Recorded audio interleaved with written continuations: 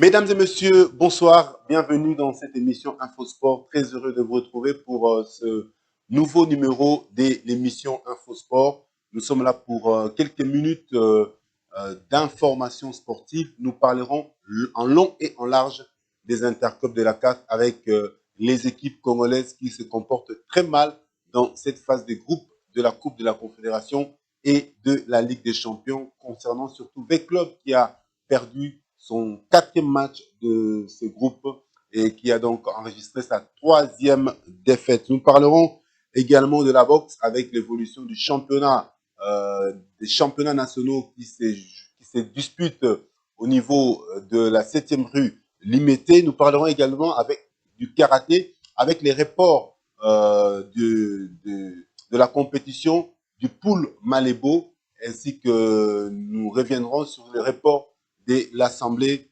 générale extraordinaire et élective de la Fédération des karatés du Congo. Alors, sans plus tarder, nous allons parler de la Ligue des Champions avec V-Club qui a enregistré une 3e défaite de suite dans la Ligue des Champions de la CAF.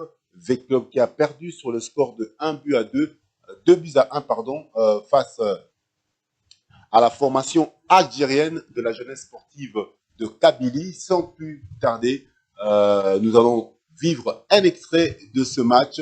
Ce match donc perdu par les Moscovites avec une seule réalisation signée par le milieu de terrain de l'AS Vita Club, Marouf Tchaké, lui qui a marqué sur coup de pied arrêté. Revivons ensemble les résumés de cette rencontre.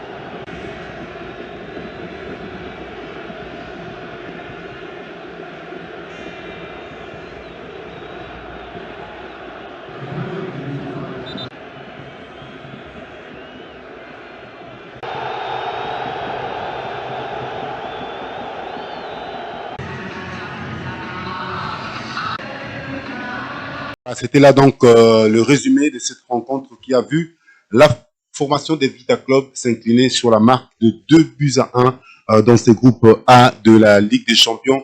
Dans ce groupe A où la formation de Wydad est allée également s'imposer chez les Angolais, les Petro Atlético. Sans plus tarder, revenons sur le résumé de ce match de cet autre match du groupe A.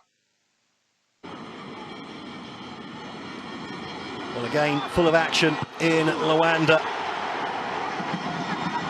And the second half, very much like the first, with Atletico Petroleos attacking. Canito really should have given the host the lead there, but headed over from 3-4 metres out. And then against the run of play, it has to be said, our defending champions, Wydad Casablanca. Mistake from the goalkeeper Hugo Marquez. And centre-back Arsene Zola, the DR Congo player, finding the back of the net for the first time in this season's competition. And Wydad into a lead that they would never relinquish.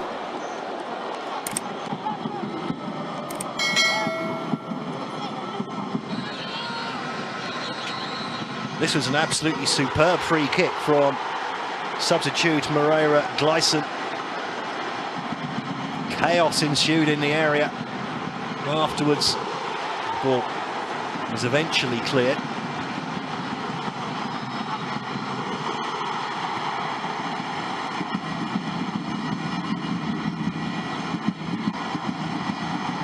Look at that beautiful technique.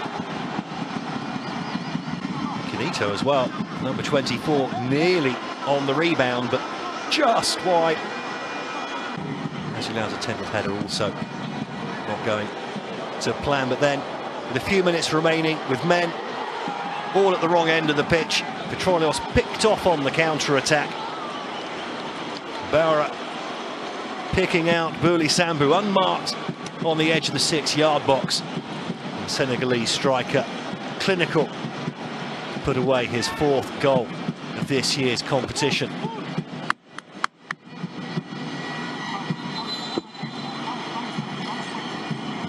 Defensive error from Canito made the space for Seferdine Bowra, and he served that on a plate for the Senegalese striker. Voilà, c'est donc ces résumés de la rencontre qui a vu la formation angolaise des Petro Atlético s'incliner sur la marque de 0-2 devant la formation de Wydad Athletic Club de Casablanca. Wydad justement qui, grâce à cette victoire, eh bien, Wydad se retrouve en première position dans ce groupe A de la Ligue des Champions. Wydad qui totalise 9 points dans cette compétition, suivi bien sûr de la jeunesse sportive de Kalibili qui a 7 points, ainsi que Petro Atlético qui occupe la 3e place avec 4 points. V-Club est tout dernier avec juste un tout petit point, malheureusement, pardon, avec 3 points. Malheureusement pour la formation de Vita Club, l'équation devient très difficile, en tout cas pour les hommes de Raoul Shungu. Raoul Shungu qui a pas mal tâtonné, en tout cas dans son effectif, avec des changements qui, on doit les dire, n'ont pas du tout payé pour ces matchs qu'il a opposés à la formation de la jeunesse sportive de Kabylie. Voilà pour ce que nous pouvions dire, en tout cas pour ce groupe A de la Ligue des Champions. Je rappelle, Wydad est en tête, suivi avec 9 points, suivi de la JSK 7 points et Petro vient en 4e position avec 4 points et V-Club est tout dernier avec juste une victoire, donc 3 points dans son compteur. Alors pour les rendez-vous dans ce groupe A, eh bien, il est prévu pour ce 17 mars, la rencontre qui va opposer la formation des V-Club à Wydad Athletic Club de Casablanca. V-Club qui va recevoir les Marocains à Brazzaville au stade Massamba Déba. Et l'autre match de ce groupe verra la formation de la jeunesse sportive de Kabylie s'en découdre avec la formation des Petro Atlético de Luanda. Alors, s'agissant justement des autres résultats pour ces groupes, ou plutôt pour cette Ligue des Champions, eh bien, on enregistre le mardi dernier, il y a eu Al Hilal Omdurman qui s'est imposé 2-0 devant la formation des Coton Sport. Simba a battu 1-0 la formation des Vipers. Oeroya s'est incliné 1-3 devant la formation des Raja Athletic Club de Casablanca. CR Belouizdad a battu la formation des Almerek sur le score de 1-0. Et puis Zamalek s'est imposé 3-1 face à l'Espérance de Tunis. Et à part les 2 rencontres jouées du groupe A le samedi dernier, il y a eu également la rencontre entre Mamelodi Sundowns et la formation de Al Hilal, match qui s'est conclu par la victoire des Sud-Africains 5-2. Ce sont là donc les différents résultats enregistrés pour les comptes donc de cette Ligue des Champions. Alors, sans plus tarder, nous allons cette fois-ci nous intéresser eh bien, à une formation où évolue l'Ilepo Maccabi, l'international congolais, également convoqué pour cette double confrontation de Léopard de la RDC qui vont donc rencontrer la Mauritanie dans le cadre des éliminatoires de la Coupe d'Afrique Côte d'Ivoire 2023. Al Hilal qui s'est imposé 2-0 devant la formation de Coton Sport. On revoit également un extrait de cette rencontre. On match day 4 of the Total Energies CAF Champions League.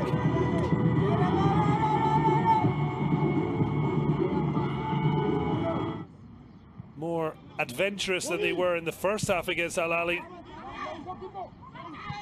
Mentioned they made those 3 changes at the break. Dama, short spell with C.A. Borjbou Ararij in Algeria.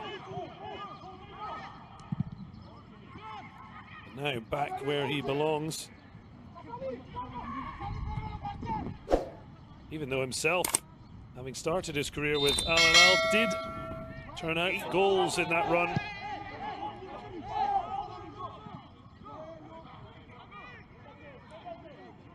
Losing by 4 goals to 2, but now they're 1 goal behind as Al Hilal find the route.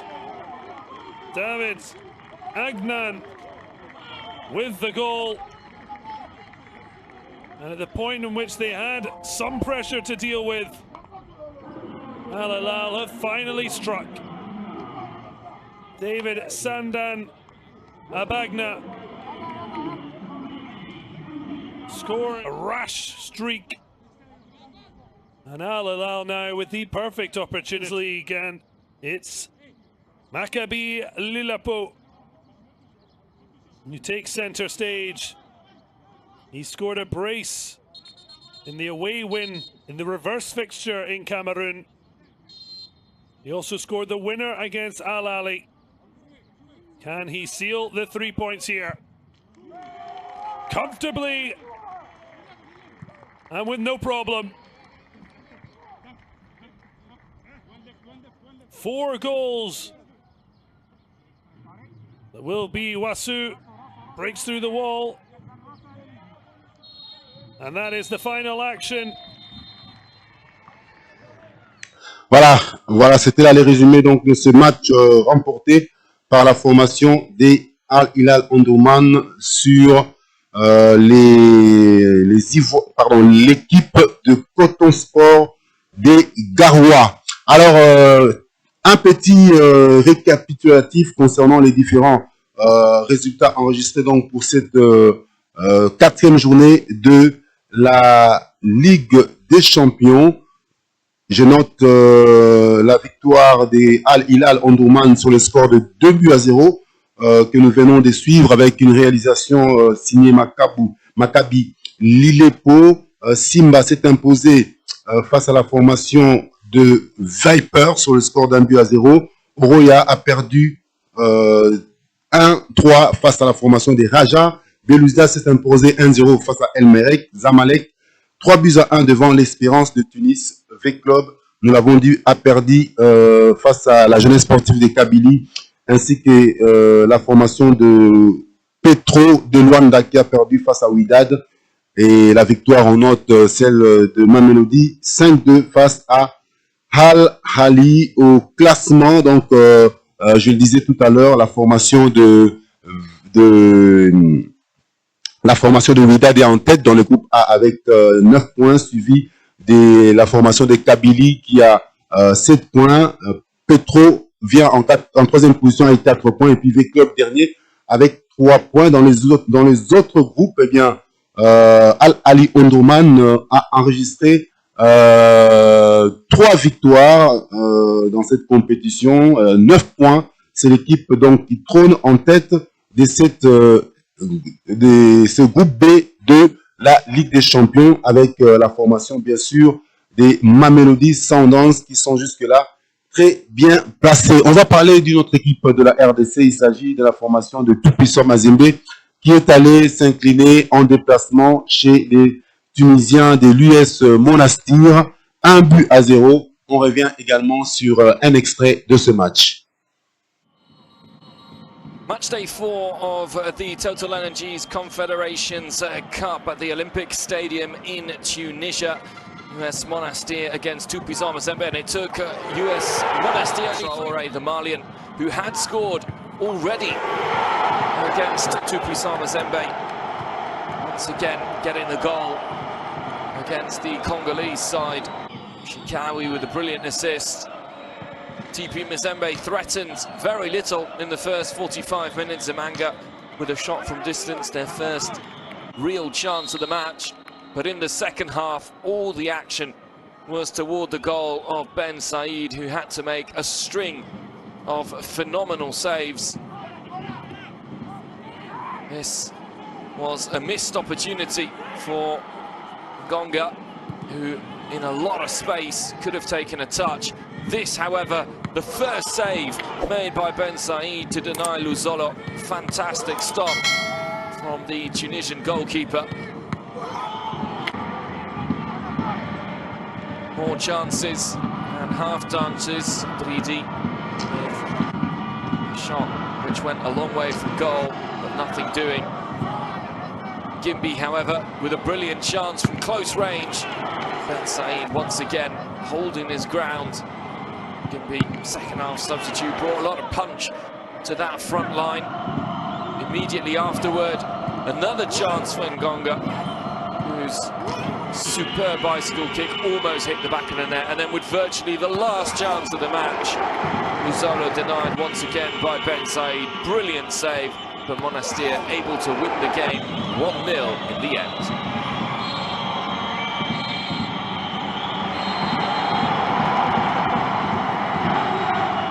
Voilà, défaite donc du Tout-Puissant Mazembe, 1-0 à Monastir. Et dans ce groupe, eh bien, l'autre match a opposé la formation des Young Africans et Real Bamako. Les Tanzaniens des Young Africans se sont imposés sur la marque des 2-0.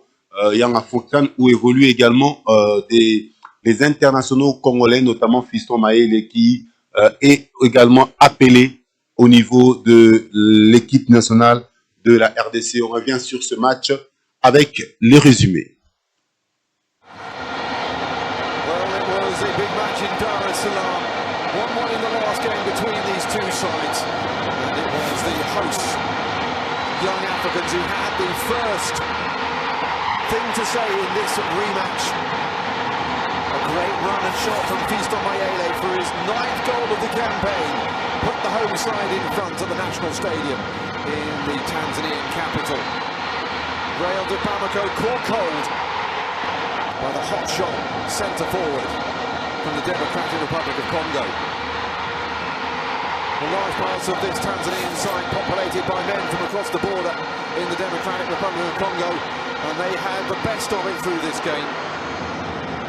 In the second half, Maloko had come on, trying to put it on a plate for Fiston Mayele, who'd already missed a couple of absolute belting chances to make it 2 or even 3-0 at the end of the first half. He then went back in again in the same way that he scored the goal, got the penalty, but it was put over by Yannick Bangala to keep it at 1-0. However, the midfielder needed to worry, and neither had his coach, because they still managed to come through after that. Ball across the far side, though. This was offside in the end, though, from the shot off the post by Musa Koulibaly. I didn't know that at the time, though. And then a mistake at the back by Emile Kone allowed the substitute Jesus Maloko in, and he made no mistake with his first goal of the campaign. Lovely finish from the fullback. 2-0 to Yanga. Second place now, almost secure. They get ready for a top of the table encounter against Monastir in the next game. However, Musa Kone, who got a yellow card before this, almost had a chance to make it. An interesting last 10 minutes. But now Real de Bamako face an all or nothing. Voilà, c'était là le résumé donc de cette victoire de Young African 2-0 face à la formation de Real Bamako dans le groupe D de la Coupe de la Confédération. Le groupe D où Monastir est en tête avec 10 points, suivi de Young African 7 points. Le tout-puissant Mazembe vient en 3e position avec 3 points et Real Bamako est tout dernier avec 2 points. L'autre équipe engagée dans cette Coupe de la CAF, l'équipe congolaise, il s'agit de la formation de Lupopo. Lupopo qui a joué face à la formation de Al-Akhdar, qui a réalisé un nul justement de 1 but partout. Lupopo qui pourtant menait au score. L'équipe de Lubumbashi s'est fait rattraper au score aux derniers instants de ce match. Revenons également sur les moments forts de ce match entre Al-Akhdar et Lupopo. Je rappelle le score, c'était de 1 but partout.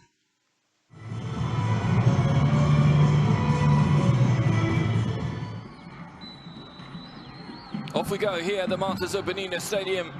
It is match day 4 in Group A. On the overlap here, the cross on the volley, it's not over yet. Kabangu, low ball, and there's the opening goal from Waku.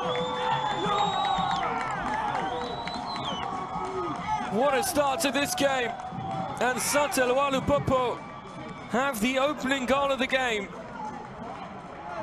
End-to-end stuff with a huge penalty appeal at one end for Afonso. A significant chunk. Rahim Yusuf, let's it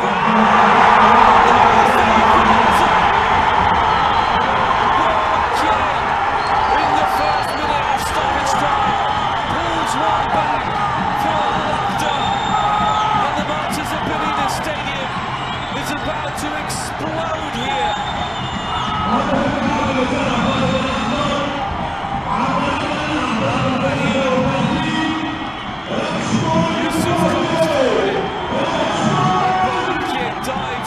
To head into an empty net.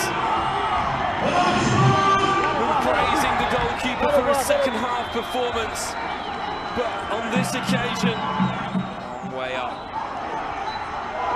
Afonso, but it's full time. Here at the Martyrs of Benina Stadium, the referee calls time. And a draw which gives no one any... Voilà, donc Lupopo qui a obtenu un match nul en déplacement face à la formation de Al-Akhdar au classement dans ces groupes A de la Coupe de la Confédération. Maruno Galante est en première position avec 9 points. Maruno Galante qui s'était imposé 2-0 face à la formation de USM Alger. Deuxième au classement avec 7 points. Lupopo est 3e avec 4 points et Al-Akhdar est tout dernier avec 2 points. Les chances de Lupopo sont toujours là, disons-le, même s'il faut s'imposer 2 fois dans les 2 derniers matchs qui restent et puis pourquoi pas chercher un faux pas des adversaires. On va terminer avec le dernier club Motema Pembe qui avait voyagé au Nigeria pour jouer Vipers Sporting Club et la formation du Daring Club Motema Pembe est allée perdre une fois de plus chez les Nigérians sur le score de 3-1.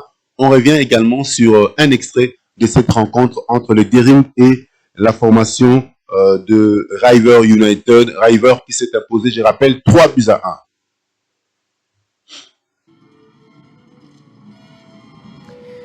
So a look back at this Group B match between Rivers United and DC Motema Pembe on match day 4 of the 2022-23 Total Energies CAF Confederation Cup. And they would threaten more and more. That same man again, Nwagwa, going close from the resulting corner. His header just wide of the near post though. A nervy moment for Hervé Lomboto. Can drop some attacks of their own, but the goal would come from Rivers United late in the first half. The delivery in was perfect. Williams Mitchell picking out that man again, Paul Akwa.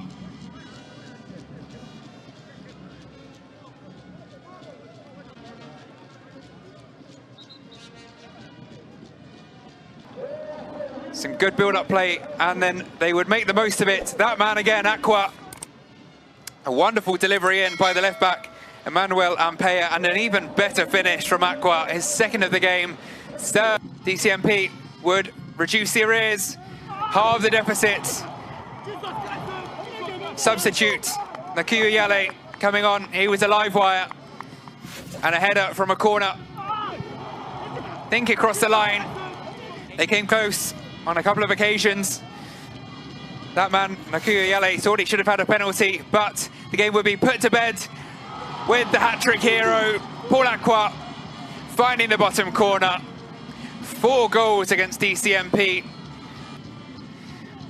Too many men committed forward by DCMP and clinical into the bottom corner. Voilà, donc défaite de Motema Pembe, 3-1 chez les Nigérians de Rivers United qui sont en tête au classement avec 9 points, suivi de la SEC d'Abidjan, 7 points. Diable Noir est 3e avec 4 points et Motema Pembe est tout dernier avec 2 points. Motema Pembe qui, à moins d'un miracle, peut se qualifier, mais il faudra s'imposer lors de 2 derniers matchs et espérer un faux pas de la formation de l'ASEC d'Abidjan et qui est déjà très bien placé en tout cas pour se qualifier. Dans le dernier groupe, le groupe C, là il n'y a pas des équipes congolaises, mais les classements se présentent de la manière suivante. Pyramide est premier avec 8 points, suivi de la formation des Faraba, 7 points. Future Sporting Club est 3e avec 5 points et Asco Dekara est tout dernier avec un tout petit point. Voilà, on espère en tout cas que les équipes de la RDC vont mouiller les maillots pour honorer les pays dans leurs 2 dernières prestations.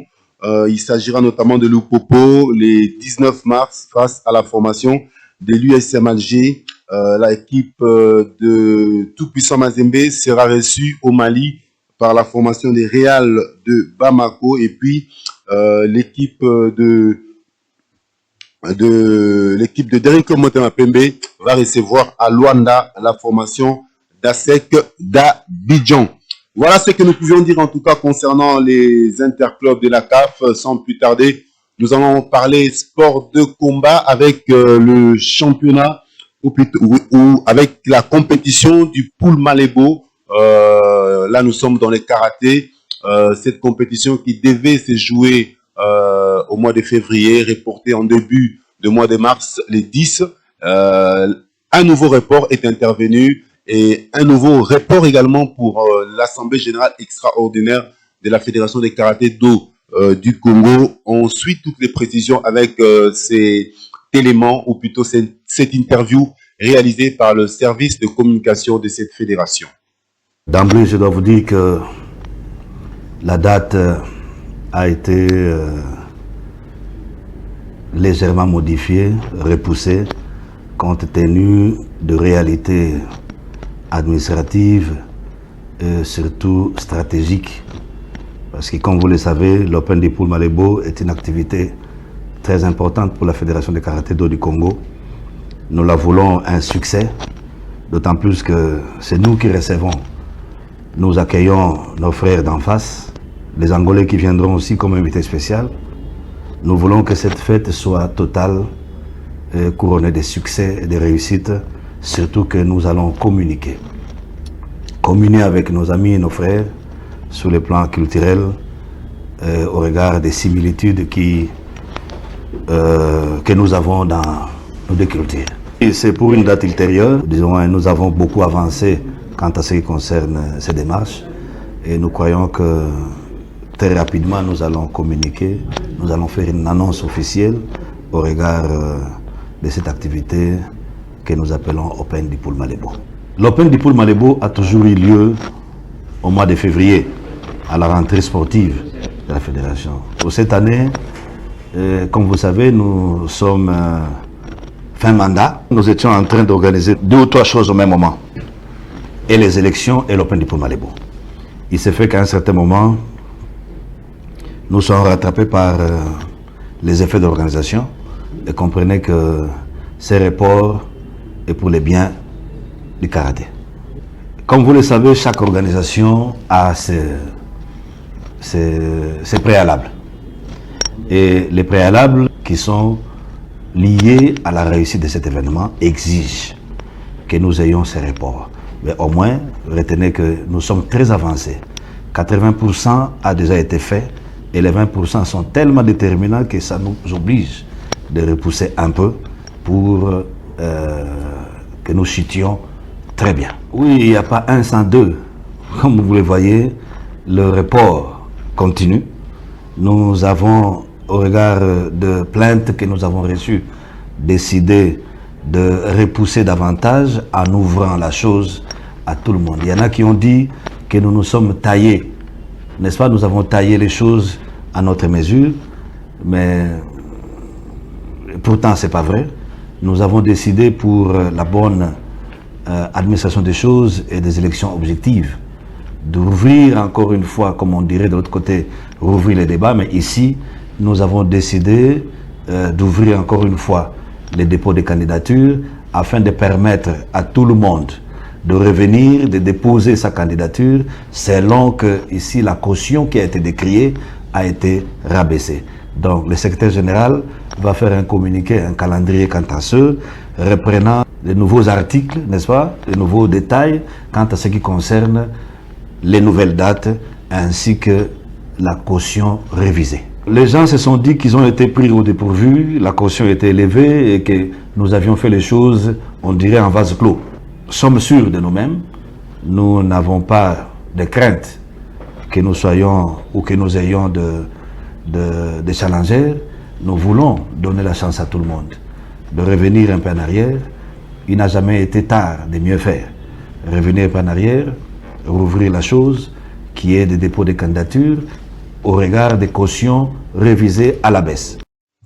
Voilà, c'était là M. Freddy Lakombo, le président de la Fédération de Karaté Do du Congo, qui donc, comme vous l'avez suivi, a annoncé plutôt les reports de la deuxième édition de l'Open du pool Malébo et puis le report des élections. Il vous sera annoncé dans les jours qui viennent. Comme il a dit, on passe cette fois-ci avec la boxe. Je rappelle que les championnats nationaux de boxe se jouent à la 7e rue limitée. Les combats se sont poursuivis ce lundi et demain, il y aura également la suite pour tous ces combats. C'est bien dommage. Nous ne serons pas en possibilité de vous fournir les images de ce lundi, mais je vous propose de suivre l'interview l'interview du président de la Fédération congolaise de boxe, Monsieur le général Lou Yoyo, qui s'est exprimé par rapport justement à cette compétition. Il a avancé les raisons qui ont poussé la fédération à organiser cette compétition en plein air et il a également parlé du prochain combat du boxeur congolais Junior Makabu qui devra être appelé à défendre sa ceinture dans quelques mois. On le suit. Mais bien sûr, pourquoi pas. Vous savez, dans le domaine de la boxe, c'est pas facile. Je vous donne les exemples. Tu as déjà vu Joshua aller défendre la ceinture dans un pays étranger? Joshua défend chez lui. Parce que vous allez vous retrouver plus de 80 000 personnes qui vous soutiennent, qui sont avec vous. Et c'est pourquoi, demandez à Joshua un jour que Joshua amène ta ceinture ici, on vous paye 100 millions, 200 millions, il dira non, il préfère avoir même 10 $ dans son pays pour défendre sa ceinture. Et ça n'a pas... En fait, chez nous, on avait un petit problème, et le problème serait de financement, ce qui est normal. Et après, la première fois, on reporte, deuxième fois, on reporte, troisième fois. On était obligé de se rendre en Arabie Saoudite.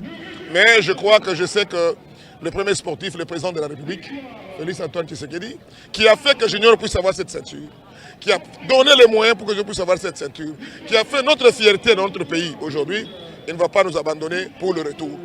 Le premier sportif, je crois bien que les Tyson et les autres vont se rendre ici, qui soutiennent l'autre, pour que nous puissions récupérer la ceinture avec ce Jack Madou. Et je crois que nous allons le faire. Et nous allons vous donner un programme, on va faire notre conférence de presse, on va vous donner un programme dès qu'on termine avec les autorités. Je sais que les autorités ne peuvent pas nous dire non, et nous allons vous communiquer le programme. Merci. Merci. Nous allons récupérer la ceinture d'ici 6 mois. Et les combats sur la place publique? Les combats sur la place publique, en fait, c'était une politique de remettre la boxe au niveau de la population, comme il a posé la question Donc au niveau on doit atteindre au fait le cœur de la population, le cœur de nos jeunes gens. On doit les chercher. Au lieu qu'eux puissent venir vers nous, nous sommes dit maintenant nous allons les atteindre, nous allons les chercher parce que le Congo c'est le pays de la boxe. Et faire un effort de récupérer, de donner aussi des messages à tous ces Koulouna. Voilà un grand, vous voulez vous battre, on vous offre l'endroit pour se battre, simple. On vous offre où il y a des règlements, où vous n'allez pas vous blesser, à la fin vous allez vous embrasser. Et non seulement ça, on lance aussi le message à tous les Koulouna, que Boya, on a déjà des contacts avec INPP, pour que et les entraîneurs sont prêts pour les encadrer, pour qu'ils soient des bons champions et des grands champions à l'avenir. Merci. Merci. Voilà, les rendez-vous donc est donné pour les passionnés du noble art à la place à la 7e rue, à la place de la 7e rue limitée, là où se joue, là où se poursuivent les championnats nationaux des boxe dans différentes catégories. Alors, on termine cette émission avec la boxe, oui, toujours la boxe, avec un combat international entre Yoka et Takam. Yoka qui a perdu il y a quelques mois face au Congolais Martin Bakolé. Eh bien, c'est une nouvelle défaite pour le Français Tony Yoka qui s'est vu se faire battre par le boxeur Takam. On revient sur un résumé de ce combat que je vous propose de suivre. De la préparation. Il a encaissé le crochet du droit de Takam. Encore le direct du gauche de Takam pour préparer l'attaque. Oh! Celle-là, elle a fait mal, elle a été explosive, elle a fait reculer Tony Yoka. Ah, il est touché. On a vu les appuis un petit peu instables là, de la part de Tony, qui va gérer, tourner. En tout cas, pour ceux qui avaient un doute, Carlos est venu faire son match. Ouais. Ah, la droite est passée. Elle était magnifique celle-ci. Ça n'a pas ébranlé Carlos Takam. Step back. Stop. Back. Step back.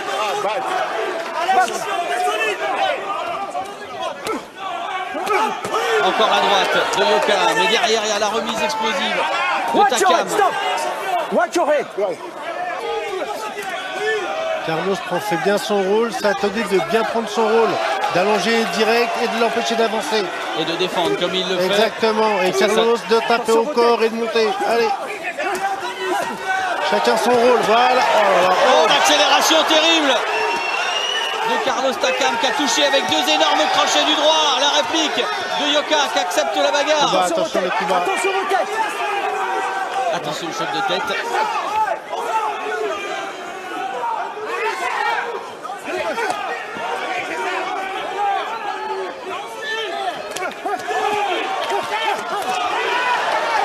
Crochet gauche est passé. Ah, le crochet du gauche encore en sortie de corps à corps. Et derrière il enchaîne, même si c'est dans les gants, la réplique de Yoka. Oh, la droite, attention. Oh, la droite encore. Le protège-dents. Oh, ça fait deux droites qu'il prend là, Tony Yoka.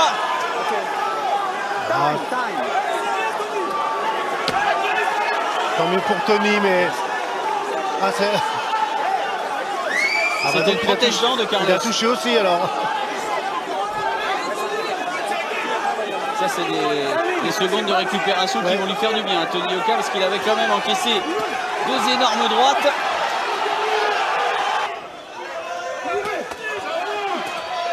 Attention la tête, attention la tête.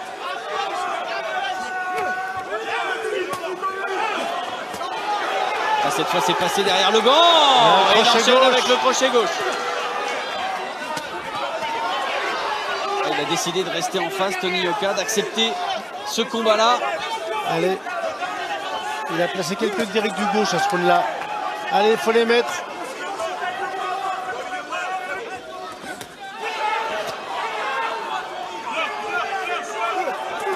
Oh, coup pour coup. Une droite chacun, oui.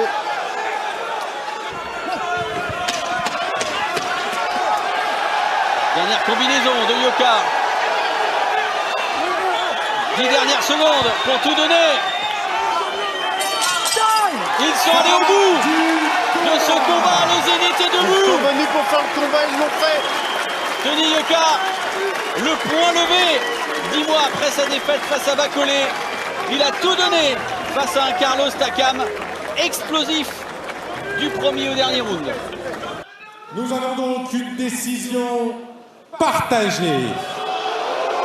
Le vainqueur de ce combat, Carlos Takam. La victoire au point de Carlos Takam. Victoire méritée. Victoire méritée. Voilà, c'est par ce combat remporté par Takam devant Tony Yoka que nous allons nous séparer. Je dis merci. Je vous dis merci de nous avoir suivis. Merci également à toute l'équipe technique qui a travaillé avec nous.